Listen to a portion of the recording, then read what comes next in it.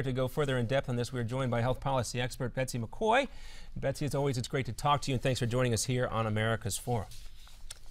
Well, let's set the stage here, because this is really a long brewing and growing problem. We now have two major political parties in this country: the Republican Party and the Banana Republic Party, formerly the Democrats.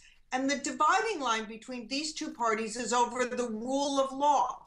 The president, for example, has, with no authority from Congress, changed Obamacare, his signature health law, 24 times. 24 times he's violated the Constitution by rewriting sections of this law without the permission of Congress.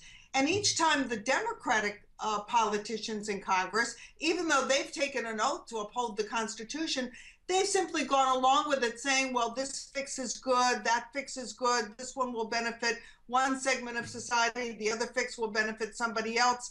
They don't have within their value system the concept of the rule of law, that even when the actual change may benefit people, it's not within the president's authority to make that change. Well, Betsy, let's take a look a little bit more specifically at what John Boehner said when he released that lawsuit. I have a quote statement from him, and I'm reading it here. Time after time, the president has chosen to ignore the will of the American people and rewrite federal law on his own without a vote from Congress. That's not the way our system of government was designed to work. He goes on to say, if this president can get away with making his own laws, future presidents will have the ability to as well. The House has an obligation to stand up for the Constitution, and that is exactly why we are pushing this course of action. So we talk about, hold on one second, Betsy, because, hold on one second. Almost a word-for-word reiteration of what George Washington said. Our very first president warned there are going to be times when a future president wants more power than the Constitution gives him. And the president will even argue that maybe that changes for the good temporarily. But in the end, that argument will always reduce the freedom of the American people, because we believe in the rule of law. And that's something, unfortunately, that the politicians in the Democratic Party apparently don't believe in anymore. It's a bigger problem than just President Obama. Nancy Pelosi dismisses the concern as a distraction. Harry Reid calls this new lawsuit a show trial that ought to be heard by Judge Judy. In other words, there is a big divide in this country now, and it's a dangerous one. And Betsy, do you think people are getting too far ahead of themselves? Of course, we had the new announcement on the Obamacare executive order on immigration, but you would say that this lawsuit, the executive action that the president has taken on this law, is something that the American public does not need to forget. The American people, even though a majority of the American people support immigration reform, for example, broad-based immigration reform, a majority of the people also, 48% I should say, don't want the president going it alone. They don't want a dictator. Maybe you're unaware of where this term Banana Republic comes from. It was invented by a novelist named O. Henry at the beginning of the century. But what it means is a country where the top banana, the dictator, makes the laws without consulting with the people's representatives. Americans don't want that. Yeah, we're not talking about the clothing store. We're talking about these dictatorial governments that as you mentioned, were popularized by O. Henry. So we have the Obamacare complaint. It cites two specific actions by the Obama administration, but you mentioned there are 24 other times that the law has been changed. There are 24 times when the president has rewritten this law to suit his own preferences. He delayed the employer mandate twice. Then he announced that people could keep their non-compliant plans, even though the law said they couldn't. A lot of the changes he made, some people wanted, but that doesn't make it right. In fact, in many of those instances, Congress actually offered to pass a law to make the change, and Obama says, I'll veto that law. I want to do it myself. More evidence, Betsy, of the president unwilling to work with Congress. We got to step aside, Betsy. Thanks for sticking around. Keep with us, because we want to talk about those fuzzy enrollment numbers for Obamacare coming up right after this. Betsy McCaughey's back with us here on America's Forum after this short commercial break.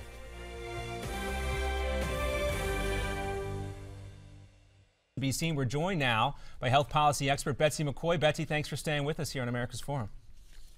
Well, thank you. And yes, sadly, these numbers are not reliable. We found out and several occasions, this just being the latest one, that the enrollment numbers have been fudged. Originally, it included people who weren't going to pay, people who simply logged on. Now it included people who bought dental insurance, which has nothing to do with the Obamacare plan, and certainly not with solving the problem of the number of uninsured. But let's go to the bigger picture here, because we focused a lot on the lies that President Obama has told about Obamacare. You can keep your plan if you like it. You can keep your doctor. You're going to save $2,500. But what this giant lie machine at the White House has done is more than just lie to us.